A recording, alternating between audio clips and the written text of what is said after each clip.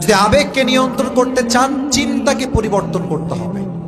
যেমন আপনি আবেগে পড়ে ভুল সিদ্ধান্ত নিচ্ছেন, কি করতে পারেন? নিজেকে নিয়ন্ত্রণ করবার জন্য মনে মনে জিকির করবেন।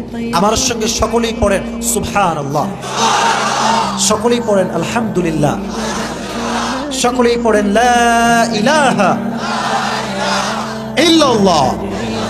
এবার আরো হুঙ্কার দিয়ে পড়েন আল্লাহু আকবার। আলা বিযিকরিল্লাহি তাতমাইন্নুল কুলুব, তাতমাইন্নুল কুলুব। If you want to get the peace of your heart, then you are not able to get that by your money. তুমি যদি মনের প্রশান্তি খুঁজে পেতে চাও, এটা টাকা দিয়ে খুঁজে পাওয়া যাবে না, গাড়ি বাড়ি দিয়ে খুঁজে পাওয়া যাবে না, ক্ষমতা দিয়ে খুঁজে পাওয়া যাবে না। রবের জিকির যে বেশি বেশি করবে, তার কলিজা আল্লাহ নিজেই ঠান্ডা করে দিবে। সুবহানাল্লাহ পড়, জিকির করবেন, মসজিদে যাবেন, ভালো মানুষের সঙ্গে মিশবেন। আপনার আবেগকে নিয়ন্ত্রণ করার তৌফিক দিবে একজন। জবান খুলে বলেন তিনি কে?